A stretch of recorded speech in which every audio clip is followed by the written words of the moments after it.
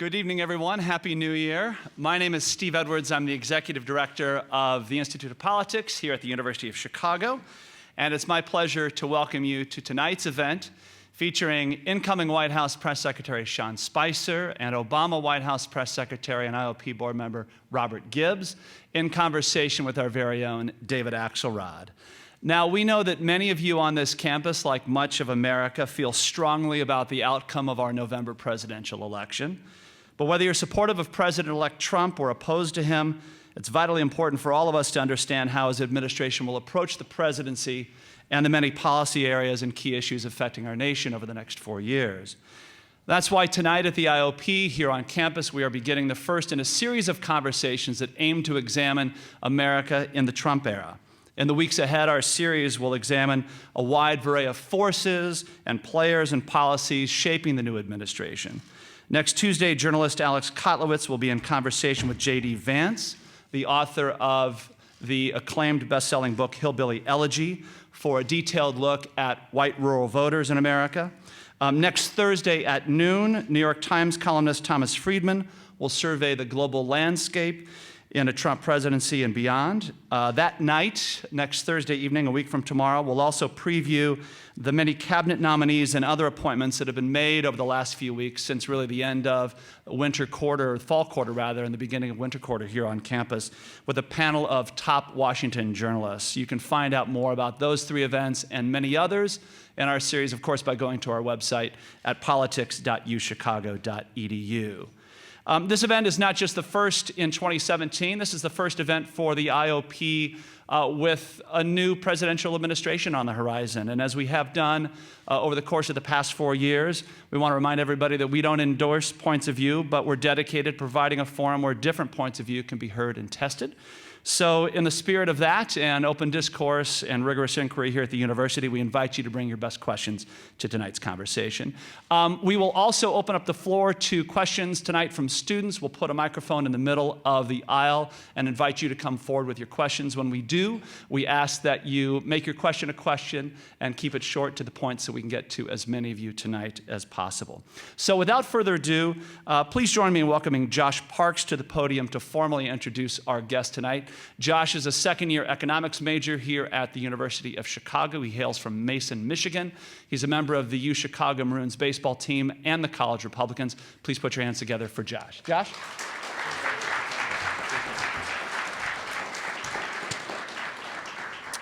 Thank you. It is my honor tonight to introduce a couple of remarkable public servants who have devoted their lives to promoting a better future for you and me. Sean Spicer is a native of our country's smallest state, Rhode Island. During his time as a communications director at the Republican National Committee, Sean played an essential role in securing landmark majorities in both the House and the Senate during the 2014 midterm elections. After becoming chief strategist for the RNC in the following year, Sean's strategy came to fruition on November 8th, with Republicans maintaining majorities in both the House and the Senate, and of course capturing the presidency for the first time in 8 years. In addition to his time at the RNC, Sean served as a commander in the U.S. Navy Reserves, and we are all deeply grateful for his service to our nation. On January 20th, he will assume his role as White House Press Secretary and Director of Communications under President-elect Donald Trump. Robert Gibbs, a native of Auburn, Alabama, served as the 27th White House Press Secretary during President Barack Obama's first term in office.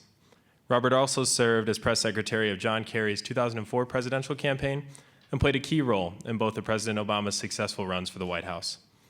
He currently serves as the executive vice president and global chief of communications of McDonald's and sits on the IOP's board of advisors.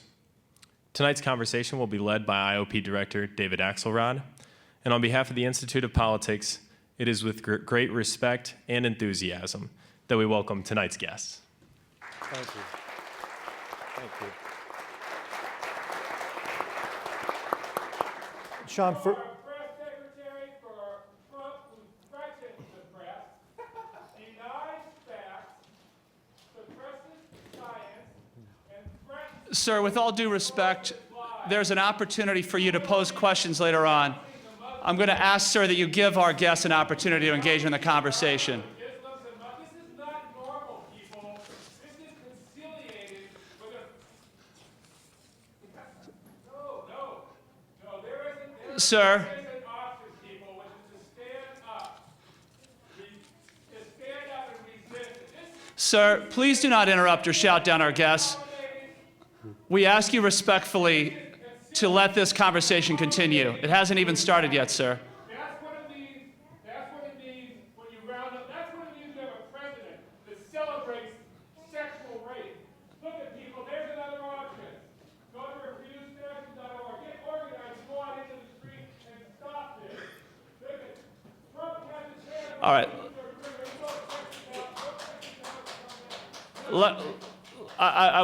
Let me just say that, as I said at the outset, we know there are very, very strong feelings. What we are hoping to engender tonight is an opportunity for people to ask tough questions, but also to come and listen to understand and to be in dialogue about the many critical issues, including some that he raised tonight. So I will ask that all of us sort of operate in that tone of respect, respecting each other and the multiple points of view in the room tonight. So, David? I think he follows me on Twitter, by the way. Sean, first of all, thank you for being here. You were scheduled to be here in November on a panel with Joel Benenson from the Clinton campaign, and you had a serious illness in your family, lost your dad, for which we offer our condolences. And I appreciate you coming back here. You've acquired a few titles since bad.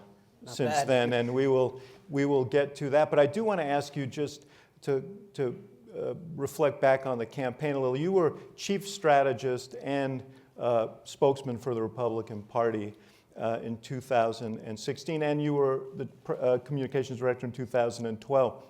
I noticed Josh didn't mention that when he said you led the party through 2014, but we'll leave that Thanks, aside. Josh. But I guess my question to you is, at the beginning of that process, how much was Donald Trump on your radar screen as a likely candidate for your party? It's a great question. Honestly, the way that we looked at the 16 cycle after the 12 cycle, and we wrote a whole report on it, one of the recommendations that no one wanted to talk about was it said that the party needed to get out of the way of the voters.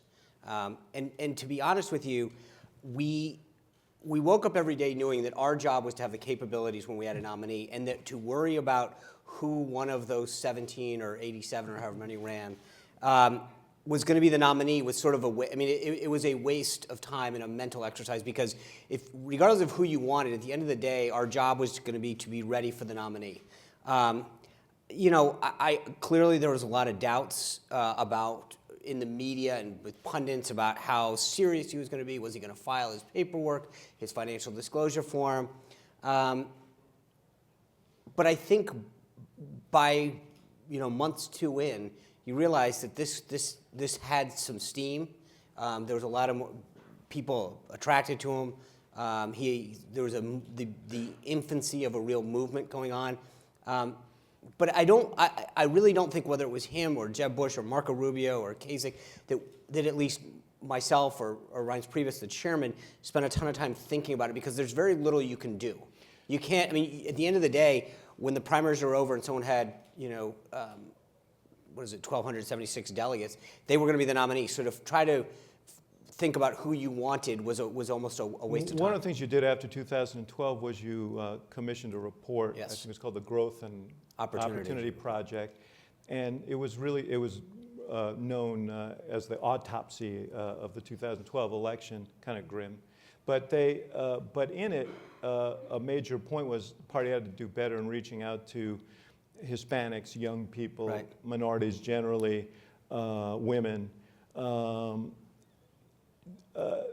When Trump came down the escalator and started making the comments he made about immigrants and so on, were you concerned that this wasn't exactly the playbook?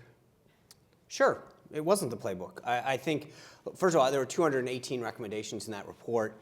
On every single one of them, I think in some of them where the party specifically, the RNC needed to do X, Y, and Z, invest in data, invest in digital operations, expand its staff, put more of a presence in minority communities where we hadn't been campaigning in the past. We hadn't been there.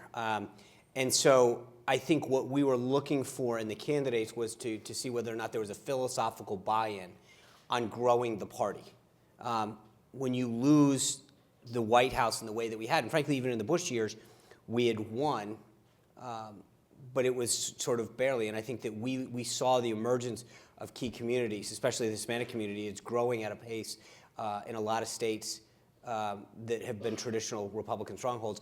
We recognize the need that we need to go out there and sell our message more. So sure, there was a concern, but I think there's no question. You can argue about the tactics but Donald Trump philosophically believes in growing the party and reaching out to people. I mean, I think there's a difference between whether or not he may do it in the way that myself or another candidate prefer to be done or thought was the smart, but he did it his way and he won. Well, he certainly won. And frankly, I mean, you can look at the minority community in particular, whether it's especially if you look at the black vote, he increased over Romney. Do I think we have a lot more work to do? Absolutely. Do I think it's good enough? Absolutely not. But I think that when you look, we went to places. If you look at where he went, Philadelphia, Detroit, Baton Rouge, Philadelphia, he went to a lot of cities that, frankly, if you look at the totality of where he went, it's probably more than the last two nominees combined. But reaching out to those communities, would you think that's a fair characterization? It seemed like he maximized his vote in other places, not in those communities. But again, I think there's no question that there's a commitment to it. And he went to places, he went to churches and to businesses in places that Republican nominees haven't gone in the past. I think, like I said, I don't think that, I'm not by any means saying that we've done enough. We have a lot more to do. And when you get 8% of the black vote, that's not good. You need to do better, not just politically to win elections, but frankly, that's not where the party is. And I believe philosophically, we have a message that should be much more appealing to a lot of minority communities, and we need to do a better job of getting that message out. In terms of the campaign itself, I know you were pretty strong the other day in saying that you didn't feel the whole WikiLeaks thing was determinative in any way.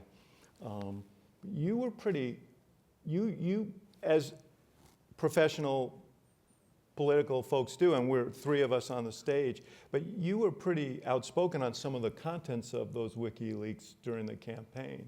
Sure. So you obviously thought it had some effect, or you wouldn't be wasting your time talking about it. No, there's a difference between whether or not I think it's appropriate for Hillary Clinton to get debate questions or not, and frankly, the proposed answer as well, but whether or not that swayed the election or not. At the end of the day, I think one of the things that's gone overlooked is the actions in those emails. We talk about it, but Podesta said some pretty nasty things about Hillary Clinton. Neera Tanden did as well, and I think to some degree we've overlooked what was in those emails and the action they took. And I think that's... Well, you guys didn't overlook them. You talked about it. We tried to, absolutely. Yeah. But as would, Democrats, if they got copies of memos, they push it out. No one had a problem with the New York Times illegally publishing Donald Trump's tax returns. I didn't hear anyone come to his defense and say, the idea that they're publishing personal information that is not legally supposed to be published, gosh, we should stop them from doing that. Donna Brazile or folks from the DNC didn't get up and do it. Politically, we have a job to do, and that's to win an election, and I think we did everything we could to maximize the information that we had. Robert? How surprised were you on November 8th? Very. You saw 200 counties that Obama carried flip. 306 electoral votes. I mean, Wisconsin hasn't been carried since 1984, Michigan since 88, Pennsylvania, and and again, when you look at all of them, I mean, we were hoping for one. I grew up in Rhode Island. Trump did the best of any Republican candidate since Reagan in Rhode Island, and I think that when you saw the breadth and depth of that, and I think that. For those of us who've been in politics, it's easier to understand than maybe someone. But it's like if you're on a sports team and you're playing the undefeated team and you beat them, that win is so much greater than the win where it's like you beat the team that was either a fair fight or that you were supposed to win. So winning is always good, but there's no question that I think the Clinton team thought they were going to win. The pundits thought they were going to win. A good chunk of Republicans thought they were going to win. And You so sound like you thought they were going to win. no, there's a difference between did I think that we were going to win, did I think we were going to win to the magnitude that we did. I thought, we could pick off, we had us winning Michigan by 0.2 of a point. But that's nothing that you're putting in the bank. So I thought the momentum was there. But also, like I had been through 12. And I remember on election day, the Romney people just, convinced that we were going to pull this out. And I think there's a You little should bit. have called me. Would you have taken the call? We were the ones that we had to tell the president the night before that everything was okay. Yeah. So we were. But I think that when you've been through that, it's a lot harder. Yeah. I lost an election in 1994 by 2 votes on election night. So until I see that raw data, I don't put a win into a win. You saw Eric Cantor last cycle, Randy Forbes, other incumbents who were told by their pollsters, you got this. And now they are former member of Congress. And so I think that you can feel good and the data feels good. The investment that we made in data was unequivocally worth it because one of the things that we knew is we knew exactly where the undecideds were and what was going to move them. And we knew how to go after them. Was there going to be a door knock, a phone call, a volunteer phone call, then followed up by this or that, or was it how do we chase that absentee? But there's no question that I think that the magnitude of the win, considering what the conventional wisdom was enormous. You mentioned Twitter. Yeah. Can we talk about Twitter for a second? Sure. Do you know what the president-elect is going to tweet before he tweets it, or do you get it on your phone like everybody else does? Allowing that some of them come at 3 in the morning, which is Yeah. pretty weird if you know. I do not. You don't get them ahead of time. No. You get them just like we There's do. once in a while he'll say, I'm going to tweet something, or, hey, what do you think about this? But he drives the train on this. How does he do it? I mean, how does With he his physically finger, do it? with on his phone? hands. Yeah. On his phone. He's Sometimes on dictate his them to someone. I mean, he's got an iPad and a phone. I mean, so I know everyone's always like, who's doing this one because this one's an iOS and this one's like he has multiple devices. The Clinton folks know when about you wake that. up, I don't know how much you're sleeping. Let me just follow up. When you wake up in the morning, I look if at you sleep, yeah. One eye open. and you do you look with a certain sense of dread? No, no, but I do look there first, because that's what's going to drive the news. I mean, whatever he tweets is going to drive the news. I mean, you saw the House vote the other day. He sends a single tweet out saying, the idea that the House was not focused on tax reform and health care and instead focused on the Office of Government Ethics. And immediately it's withdrawn.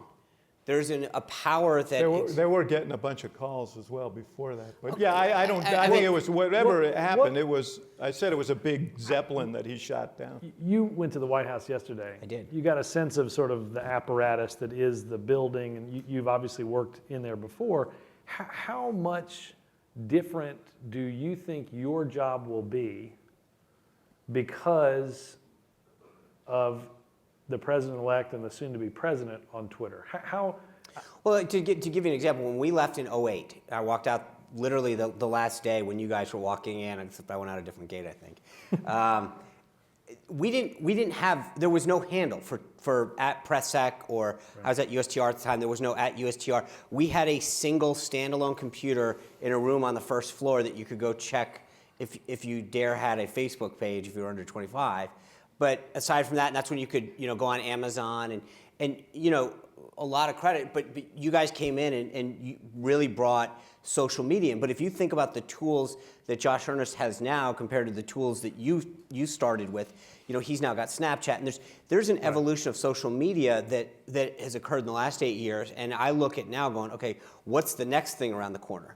But Twitter is going to be a major piece of that. I think not just that, but also our Instagram page and the Facebook page as well. But it certainly would. I mean, I don't think there's any doubt. I mean, I remember signing up. I think I was the first at PressSec, and it was an interesting few weeks just to start on it. There's no doubt it makes your job a bit easier in some of those ways. But how do you think building off of what David said, if something comes at 3 in the morning, I guess we used to talk about 3 in the morning phone calls. Yeah, now it's 3 in the now morning. it's not, But, yeah. but how do you think that's going to change the way you have to approach your job each and every day? If you don't know, and I wouldn't think you would, but if you don't know what you think he's going to set the day with, Well, and again, I think it's part of it is that if he does give, we'll suggest things to him, or this is a subject that we want to tweet about, or this is something that we want to get ahead of, on a lot of it, he does sort of loop us in and say, hey, I'm going to tweet about this. But at the end of the day, he's the president of the United States. He's going to set the tone. If we get up and our job is just to march forward and to implement, the agenda or get it out. And I know that for a lot of folks, it's sort of, I don't know if it's frustrating for the folks in the mainstream media, but I do truly look at it as an exciting piece of the job where you're looking up. There's no doubt it's exciting.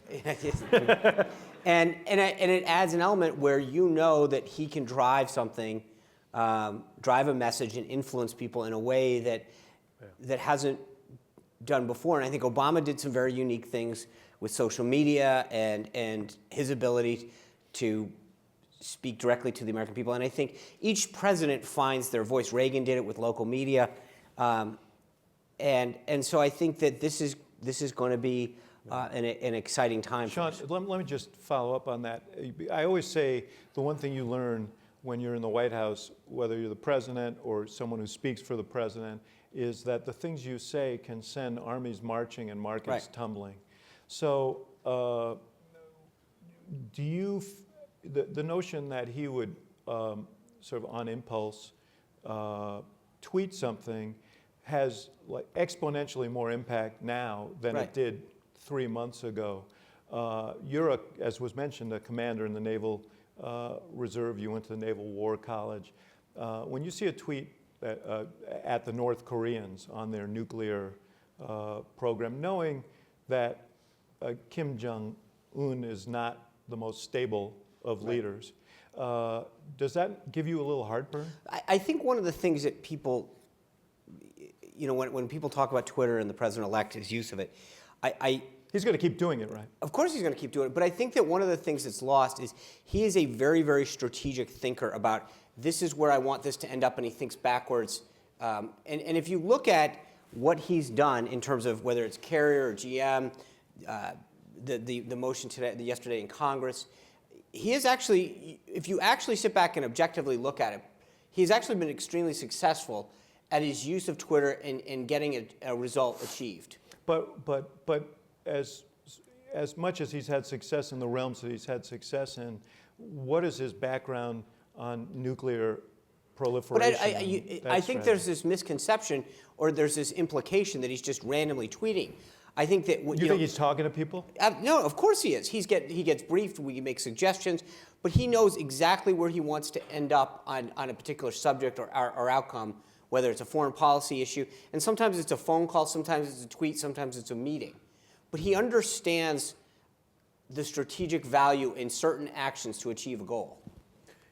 you mentioned in an interview you did a week or so ago, or a couple weeks ago with Hugh Hewitt, that business as usual for the Washington Press Corps was over, and you mentioned. Well, I think business as usual in general is over, but Right. that's one vertical. You'll be in charge of, or at least at the head of the Washington Press Corps. Give, in fairness, I know that you're the press secretary-elect, I guess. Designated. So you haven't been in there, but give us a sense of how do you see business as usual for the Washington Press Corps changing? Is it just seating assignments, or No, is it it's not. I think briefings, it's a great question because I think the answer in Washington a lot, and you guys heard this during your time in the White House, when you'd ask a question, someone would say, well, we've always done it this way. And it's not just with the press corps, but you'd ask someone in an agency, hey, is there a reason we did this? Well, we've always done it this way. And I think one of the things that the president-elect has challenged us with is figure out if you can do it better. Is there a better value for the American people or a better outcome? And one of the things that I want to look at, and I asked Josh this yesterday, and I'll ask you, I've talked to Jay Carney and Ari Fleischer and Dana Perino, is there something that you would change? President Obama in 2012, after he was elected, said in an interview, the one thing I wish I had changed more is how we, the relationship and some of the logistics with the press. Now, I think the point that he was making then, and obviously you know better than I, you, is that I think that we have to look at certain things and say, can we do them better? Can we involve the American people more? And it's not pro or con the press. There are reporters that have reached out to me and said, you know what would really help relationships, or what would give us more access, or what would allow certain reporters more a greater voice in the press room is X, Y, or Z. And my point is that instead of just saying, well, Josh Earnest has had a briefing every day at 12:30. I'm going to have a briefing every day at 12:30. Josh has allowed this procedure or whatever to work in a certain way. And I asked him yesterday privately, what are his suggestions? What would he do better? And part of it is bringing in the American people more. We used Facebook Live very effectively during the campaign to bring people into a conversation. If there's things that maybe papers in Chicago don't get a seat right now, or certain papers do and certain don't, is there a way to bring maybe more regional broadcast networks, more blogs, more? Are you going to do your old boss and new boss, Reince Priebus, suggested that maybe the daily briefing is outmoded? Are you? I think we're going to, and again, this is something that I've started to talk to all the previous press secretaries about. Is are there tweaks to it that we could make? Does it have to? I mean, Mike McCurry. Tweaks or tweets? Both. He's going to tweet the tweet. Yeah. But Mike McCurry has been a big advocate of taking it off camera, and I've talked to some of the press secretaries about that. Once we televised it, it's become more of a show than a substantive discourse. And I think that there's some value. The Pentagon has a gaggle every day and then an on-camera briefing a couple times a week. That's something that I've continued to ask not just press secretaries, but journalists. Do you think it's more substantive if we do this? Maybe a couple times a week we do it on camera. Maybe one idea that's been batted around is we embargo the release of it so that you can have a substantive discussion in the room, not thinking that it's an immediate tweet fest. So here's this is the intriguing thing, or I guess the important thing. The president-elect and soon-to-be president, he tweets quite a bit. He tweeted a couple of things today that made news. One of them on Obamacare, where he seemed to be sort of ambiguous about whether the Congress should move forward on the track they're on or not move forward on the track they're on. Isn't it necessary, since there isn't a whole lot of nuance in these tweets, to have someone to be able to stand up and say again, what they mean? But I think there's just to be clear, there will be a daily something with the press corps every single day. Whether it's a gaggle or an on-camera thing or it's an embargoed. But I think the point that I'm trying to make, just to put a pin in this, is to say that I'm going to ask Robert Gibbs, I'm going to ask Josh Earnest, I'm going to ask Jake Carney and Ari Fleischer and Dana Perino. I'm going to ask bloggers. I'm going to ask television executives. I'm going to ask the White House Correspondents Association. And I'm going to seek input and say, is there something that could be more valuable? But I'm also going to seek folks that aren't in the room and say, you run a small blog out in Springfield, Illinois. Is there a way that you think your voice should be included? Maybe it's, send in some questions and we start off a briefing 3 times a week by saying these questions came in from daily newspapers that can't be present. But I think that at every new iteration and administration, there's an opportunity to say, can we do things better? And I think one of the things that the president-elect would really like to see is how can we involve more people in this process and in this democracy. He's been pretty critical of the press corps that followed him, called them disgusting people and so on, which I took as a pejorative. And he's been pretty tough at times on many of the major news outlets. Right. What is your view of the major news outlets in this country? I don't look at the major national newspapers, the major networks. Are they not doing their job? So I don't want to be stereotypical to say this outlet or that outlet, but I do think that there are some good reporters that work at various outlets, and I think there are some bad reporters that work at various outlets. I frankly think that too often these days it's become a clickbait fest of trying to put up a headline that is in competition with the National Enquirer to get more readers, more clicks, more shares, and they lack the substance. I can't tell you, and Robert can weigh in, but I get more calls that say, hey, I'm on deadline, I've got 40 minutes, can you tell us what your position is going to be vis-a-vis Iran's recent thing and the UN filing? And I'm like, it's going to take me 40 minutes to look up half of these terms, and you want in 40 minutes, or hey, we just found out, the other day, for example, I get a call from a reporter that says, I need a comment. We're going on Nightly News because Russia has hacked a power station in Vermont. Yeah. It was wrong. So they wanted me to comment on something that, and I said to them, my response back was, do you have anyone from the IC community on the record? I said, no, our sources are impeccable though. Top-notch reporting, guys. I mean, the day later, and when I pinged them back with the story that came out saying, they said, well, the sources were pretty clear at the time. I mean, they're like the weatherman half the time. No matter if they say it's going to be sunny and it rains, they go, well, let's talk about tomorrow. They never want to, and I think there's a degree of accountability that some of these folks need to be held at because they get to write stuff with impunity. You talk about Twitter. A couple weeks ago, there's a story that comes out without asking for comment in Politico that says Spicer kicks Jack Dorsey out of tech meeting.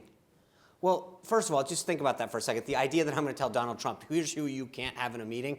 That's And of all people, Jack Dorsey, yeah, right? That's not, yeah, of course. The CEO of Twitter, right? But a couple outlets took it and ran with it without ever asking.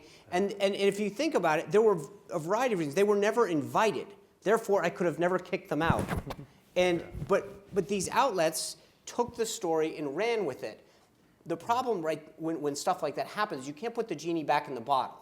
You don't get to call up whether it's President Obama or President Trump and say, hey, guess what? They admit it, they were wrong. Once the story's out there and it's in the ether, you can't undo it. And I think what I have seen more and more is that it's become a race to be first rather than being right. There's no true. Some would argue that you talk about it's all about clickbait, that Mr. Trump is kind of the clickbait king, though, with his Twitter, and that he's sort of lived off of that. But hold on, he is able to. It's one thing to make a statement. It's a journalist's job, and again, they can do what they want. We have freedom of the press. But if you're a responsible journalist, your job is to get it right, to understand the facts. And I think Isn't that the job of the President of the United States too? But it is. But again, I don't think. But he has a right to express himself on Twitter and tell you what his opinion is and tell you what he thinks needs to be done. And he's been very effective at that. But to conflate that and to excuse poor journalism is I don't. Yeah, no. Listen, we both have had I've never aggravation argued with in a the. reporter. I Yes. don't know what you're talking about. What? Can I ask you just one more housekeeping question? I've always thought this was kind of remarkable during the campaign that there really were no good pool rules in terms of having a protective pool. Right. Will the president-elect? Let's just explain what a protective pool is. I'm sorry, protective pool. So whenever the president is moving somewhere, they take a representative sample, essentially, of the press corps. So there's 3 reporters from the wire services. There's a producer. There's more than just a reporter and a cameraman. There's also a producer from the TVs. Basically, so if, for instance, Barack Obama goes out tonight for pizza, they would take a motorcade in which a van of that protective pool would follow. We had a protective pool during the presidential campaigns. It never really got to a full protective pool for you guys. Well, and Hillary didn't. I mean, And I don't think she probably had more of one in the sense of flying on the plane, but not necessarily what I would have thought of, or I think what the press corps would have thought of as a full protective pool. Do you believe that you'll have that when you get to the White House? Yeah, I when do. you leave the grounds, you'll commit to taking those reporters look, with I'm you? not going to say 100%, only because I think that's obviously always going to rest with the president-elect and then the Do you president. think he should? I think it depends. He has a right to decide if he's going to do a personal activity with his family or something like that. And it's one thing to notify the press, I'm going to be here. You can stand outside and watch. But I think generally speaking, we've been pretty good about improving that relationship. We've had a protective pool at Bedminster. We had one down at Mar-a-Lago. Not a protective. We had a pool that was present, and frankly, we've allowed it to be expanded. It is different when you become president because it does become part of the motorcade, and it's easier to move. There's a press compartment on Air Force One. The facilitation of a protective pool is a lot easier. And that you'll have press on Air Force One when you travel? That's our intent. You'll use Air Force One.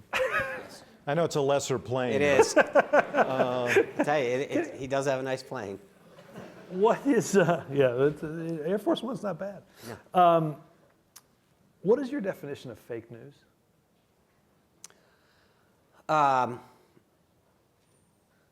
think that which is intentionally false. But I also, so I don't think it's, I think there are mainstream, if you will, stories that I would put into that bucket as well. But I think stories that are legitimately, that have no resemblance to actual facts or have no intention of seeking out the truth. So not just something that somebody makes up on the internet about somebody died, or some pizza parlor in Washington Just to pick an Northwest is a example. child sex ring that elicits some guy with a gun.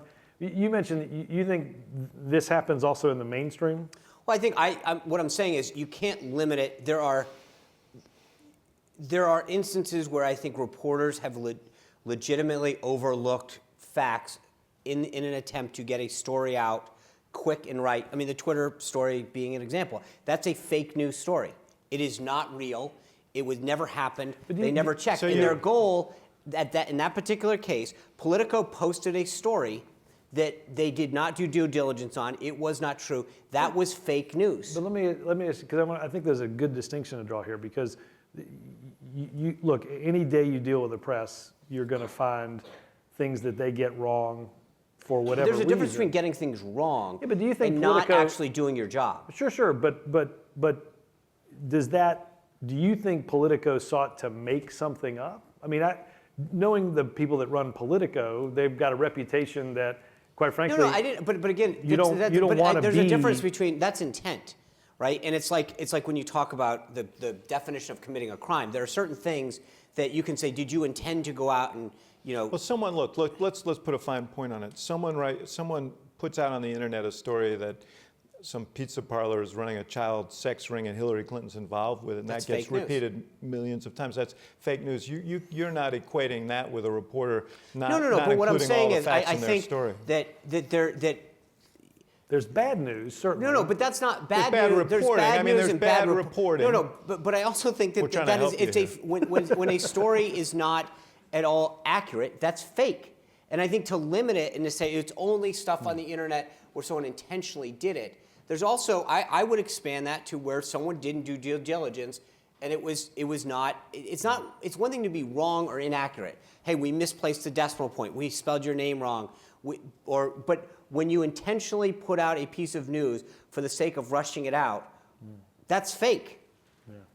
When you went to the White House yesterday and got you were telling us backstage that, I don't know how long you were supposed to be there, but you said you spent, what, three and a half hours? You spent a while there. Right. Give us a sense, what did you learn? What was the biggest surprise about what, I don't want to divulge every conversation that you had with Josh and Jen, but is there something that surprised you, something that you took away, learned, that made you rethink how you're thinking about this president dealing with the press and you dealing with the press? Frankly, there was a whole host. And I don't mean to, logistically, briefing-wise, I was talking to Josh about, what do you do to get ready every day? What are the things? And there were things that, frankly, Dana had talked to me about briefing books and the stuff that she did to prep. And then one of Josh's assistants took us down and was showing us some of the procedures they do in terms of some of the information they have access to and how they go about getting that information, synthesizing it. Some of it is not for the public domain. Sure. And I started to think, wow, that you realize the volume of stuff that you must consume to be ready to face some of these questions. And then there's things as simple of, it was 8 years ago that I walked out, and you forget the size and scope. When you walk into lower press, so there's the press briefing that you see on TV, and there's this thing called lower press right off of it. Press can open this door, and a bunch of the press assistants work there, and they're the ones that really interface with the press guys. And then the press secretary's office is up a little hallway and a little further, whatever. And you forget the size and scope, where you're like, wow, that's a lot smaller than I remember. You're squeezing like 12 people into a room the size of this. And that's a door that will remain unlocked during the. We'll see. Depends if people are making The door fake to the news. lower press, Yeah. I would imagine, but Let me there's just- one. There's Go one. ahead, I'm Should we sorry. get No, Follow up. but you. But I think that I know. part of what I don't want to do now is say this is what's going to happen. The conversation that I'm having, I asked Josh a lot of these questions. Would you continue to do this? Do you think it's smart? What are the pros and cons of X and Y? And would you allow this policy? Would you increase it? Would you decrease it? And why? I asked him about the briefing time. Why do you brief at this time? Do you think that you could do it earlier or later? But again, the idea is to really challenge myself and my team to say, is there some way that could be more informative? There could be something better. What do we need to be prepared? We got a line of questioners here. So identify yourself and just just wanna make sure, Josh, and these are all the the only thing we young ask is Republicans. that you end it with a question mark. And we'll try to get to as many of you as we possibly can here. Thanks, students. I promise there is a question mark. Hi, my name is Chase Woods. I'm a fourth year in the college. Mr. Spicer, thank you for being here. Thank you. And also, I didn't see from back here, but I like your socks. My You question. can buy them at GOP.com. My question could potentially be classified as a hard question. The president-elect and his surrogates are committed to misinformation and sometimes lies. Whether it's the president-elect claiming he saw thousands cheering the collapse of the Twin Towers, tweeting false murder statistics, or General Flynn and his son pushing fake news that led to a gunman entering a pizzeria in suburban D.C. Do you and the Trump administration deserve the trust of the American people? If so, why do you deserve our trust? And finally, how do you see yourself as press secretary working to tell the truth to the American people? He's actually could be an aspiring reporter because there were 3 questions tucked into one. I'll do what I can. You've learned well. Look, I've spent, as David mentioned, I spent 17 and a half years in the Navy as a public affairs officer. I spent 3 years in the Bush administration, served 11 different members of Congress in some capacity, mostly as a spokesperson. I believe that the one thing that whether you're Republican, Democrat, Independent, you have your integrity. I may tell a reporter I can't comment on something or I'm not able to discuss that, but I've never lied. And I don't intend. I would argue that anybody who's an aspiring communicator adhere to that, because if you lose the respect and trust of the press corps, you got nothing. And one of the things that allows us to sometimes promote a story or kill a story is that reporters trust us, that they know that you're going to wave them off a bad thing or tell them that, yeah, go ahead, lean into this, it's the right thing to do. So all I can tell you is that, I intend to have hopefully a very prosperous life after this, if Robert's looking for anyone at McDonald's. You get to wear jeans when you grow up. Yeah, and so I need to walk away with this, and I also believe beyond. Would you quit? Would you quit if you were asked to? It's not a question of I can't. I don't think any communicator worth their salt can go out and tell a lie. You can't do it. I think it's one thing for a surrogate to say something, and again, I'm not by any means advocating that. I think you have to. You can spin the way you want, but I think to go out and tell a lie is something that's just not acceptable. But beyond that, the personal piece of this, I think the American people deserve public servants that are up there. And again, while you may not agree with the agenda, I don't agree with a lot of the policies of Barack Obama, but he is the commander-in-chief, he is our president, and he deserves the respect of the office. Thank you. Next question. Hi, my name's Yang. I have only one question. You will never Not be a a reporter. So, President-elect Trump continues to use social media platform as a way of shaping his foreign policy message. For instance, his recent tweet on China's perceived passivity on North Korea's nuclear program. But unfortunately for now, not only did Beijing authority shrug it off and regard Trump's tweet as his part of idiosyncratic and not so responsible style, but also did many average netizens on China's internet. So my question is, would this, what you call direct pipeline to American people, derail or even debates about some pressing foreign policy issues that should be taken seriously in the first place? The president-elect has spoken to 75 different foreign leaders. I think he understands the role that both China and Russia play in the globe right now, and he's committed to making sure that we have a relationship with both of them, both in terms of protecting American jobs, but he understands the geopolitical nature and the threat that they potentially face. So he's going to have a relationship with President Xi, President Putin, and hopefully it will be to the benefit of the American people.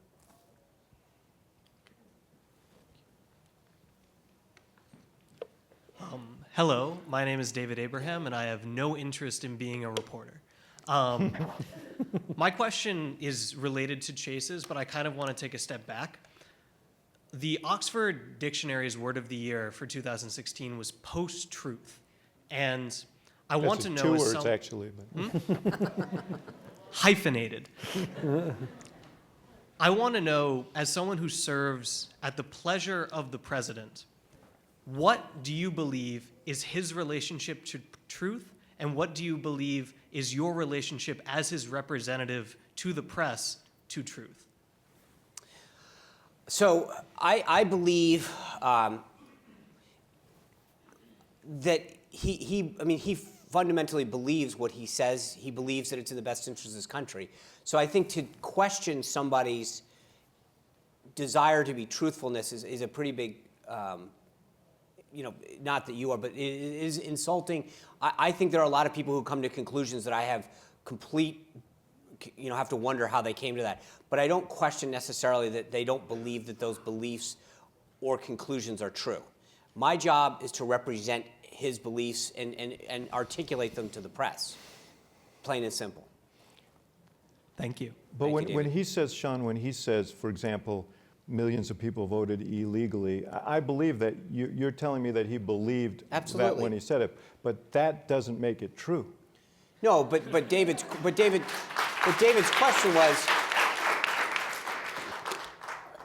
does he believe that what he is saying is truthful? And the answer is yes.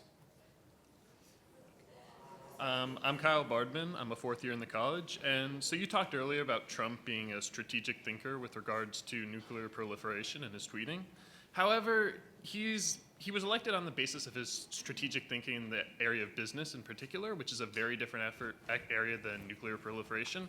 And also worth bearing that his business went bankrupt several times. The U.S. can't afford to go bankrupt or make a comparable error in terms of nuclear proliferation. So why should we trust Trump blindly saying that he's a strategic thinker in this area where he has no expertise and there's other people with expertise, and he's surrounding himself with individuals such as Tillerson, who has similar experience but not in the same sort of geopolitical realm? Well, there's a couple things in there. One is trust is earned, and I think that hopefully over the next 4 years, potentially next 8 years, that he earns your trust and earns your respect. But I think part of this is like anybody else, that there's actions that have to get taken place, and that's with any politician, frankly, with any job. I mean, you walk into the classroom the first day, why do you trust the professor knows what they're talking about, is going to teach you anything? At some point, you probably look up mid-semester and say, I've really learned a lot, and I think this is a good reading, and I like the way that they presented this, and they've earned your respect. I think that's how you perform any job, whether it's president or professor or whatever. So hopefully, through his actions both domestically and in foreign policy, he earns your trust. I think with Rex Tillerson, I got to be honest with you, I've spent some time with him. He is an unbelievably impressive candidate for Secretary of State. And I think people need to understand that, and you think about Robert's job with McDonald's, they've got how many locations throughout the world? 36,000. 36,000. So you're dealing with countries and employees and laws, and something goes wrong in a country where they have McDonald's, they've got to be ready to evacuate them. They've got to be dealing with those leaders. Rex Tillerson's experience over the last 30 years at Exxon has allowed him to develop relationships in 50-plus countries. So someone who was a minister of finance at one point is now the prime minister or the president. He has got a personal relationship with him. He understands some of the business that goes on in that. But at the end of the day, he is always, his job was to make sure that Exxon got the best deal. And so he would work with countries to make sure that his interests, this is a guy who's willing to put all that aside to do the same thing for the country. And I think when you, hopefully through his confirmation hearings, that you start to realize that this is an unbelievably gifted individual who cares deeply about this country and is willing to put a lot aside because he thinks that he can help serve this country in a better way. Thank you. Hi, I'm Sabine No, and I'm current second year in the college. Thank you so much for being here to talk to us today. I think a lot of us are curious about the president's current skeptical role about the intelligence community in our country. I was wondering what your role would be, what your role would be when the president takes such a public and adversarial role with his own intelligence agencies.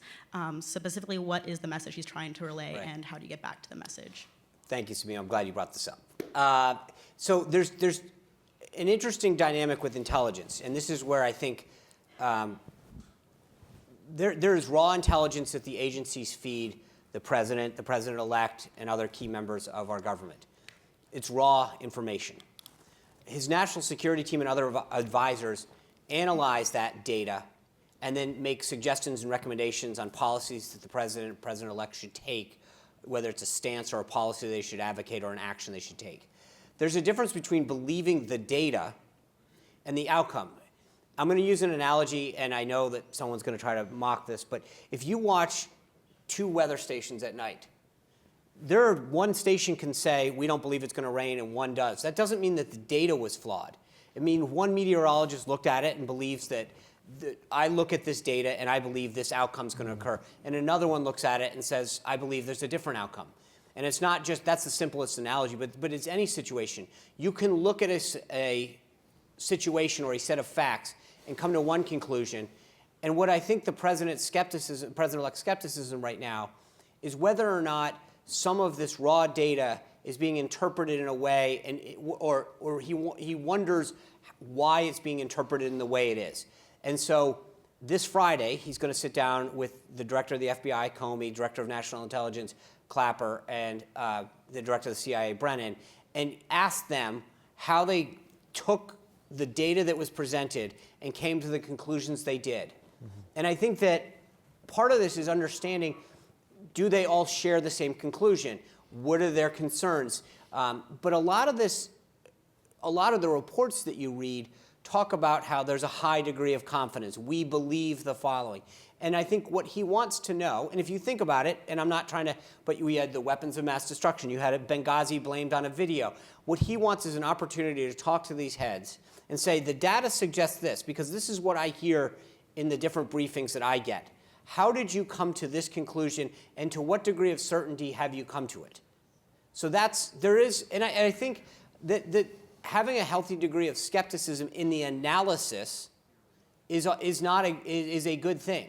The data is not being questioned per se. It's how did you take that data, which is classified, and come up with this conclusion?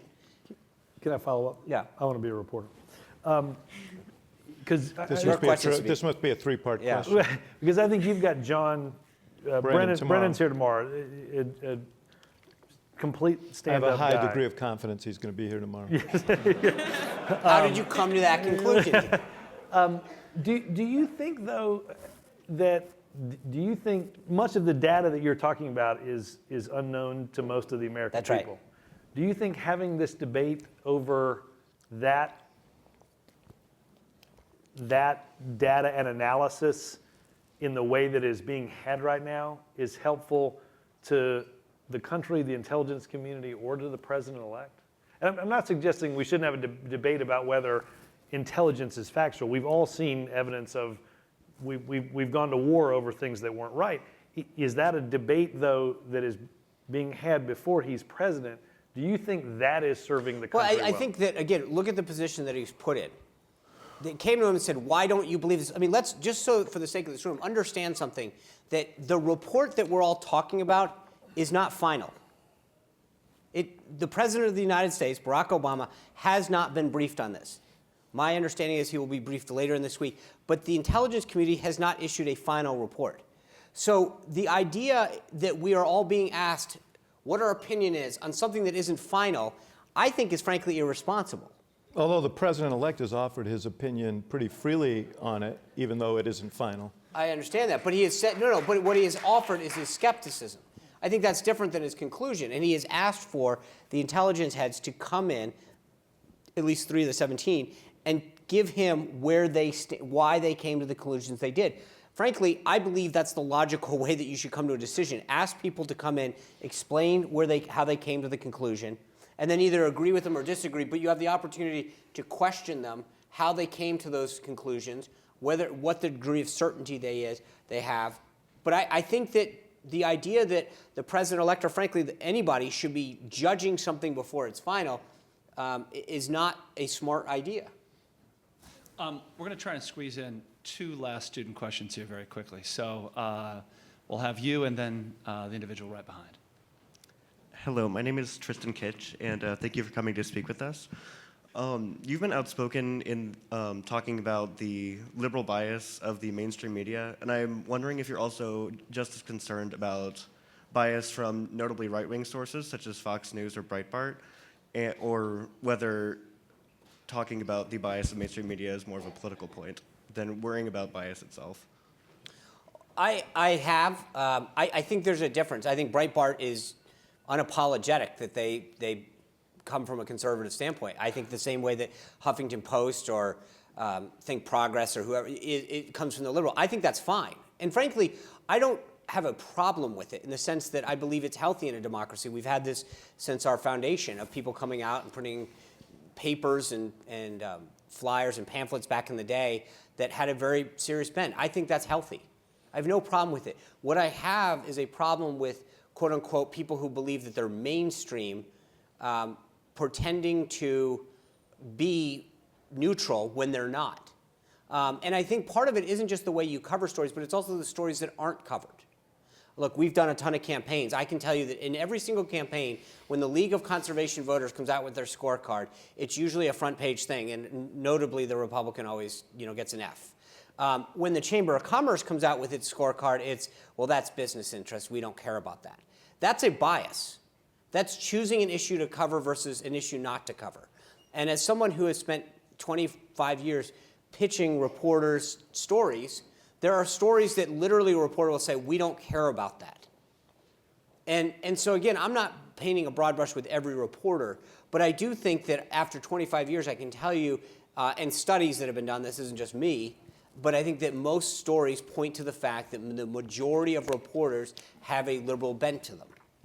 And I think that it's important to make sure that when you're a reader or a consumer of a story or an outlet, that you view it sometimes with a healthy skepticism as to where that news is coming from and the filter that it's going through.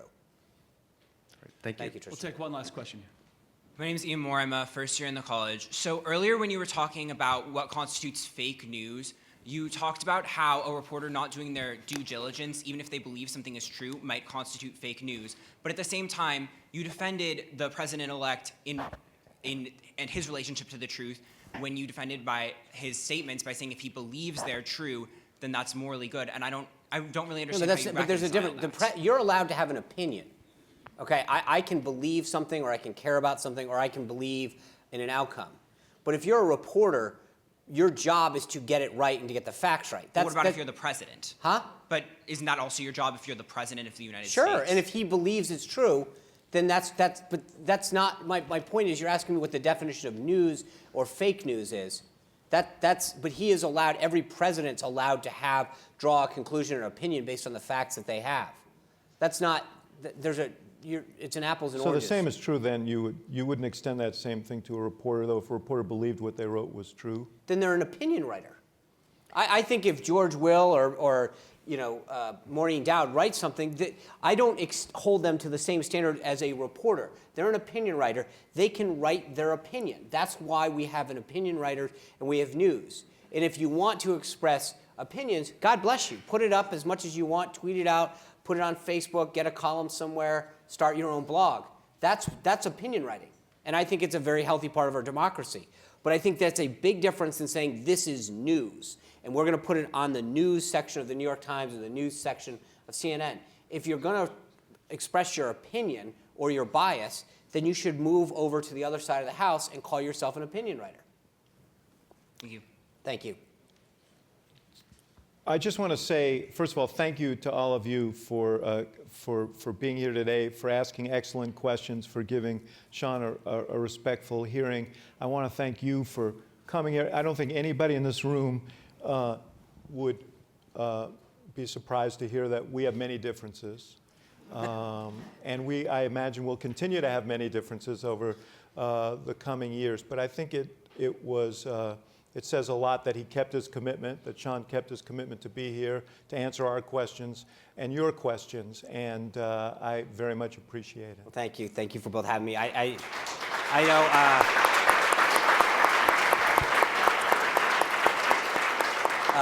It's an honor to be asked. I think both David and Robert are true pros. David's been someone who I've developed a friendship with over the years. He's been a trusted person. I think one of the things that is important to understand about this is that in Washington, I think you can be a fierce political person, but you can be a good person. And I think Robert, David are in that category of people who can check the partisan and talk about things that we agree upon or understand each other in a deeper way, to understand our differences, or just agree to disagree in a very civil way. And that's, especially these days, a very important part of our democracy. Second, I'd like to thank you. I leave here vomit-free. And for that, I appreciate you keeping your word. I was hoping you'd say that as we went out the door. Please join me in thanking Sean Spicer, Robert Gibbs, and David Axelrod. Thank you all so much for being here.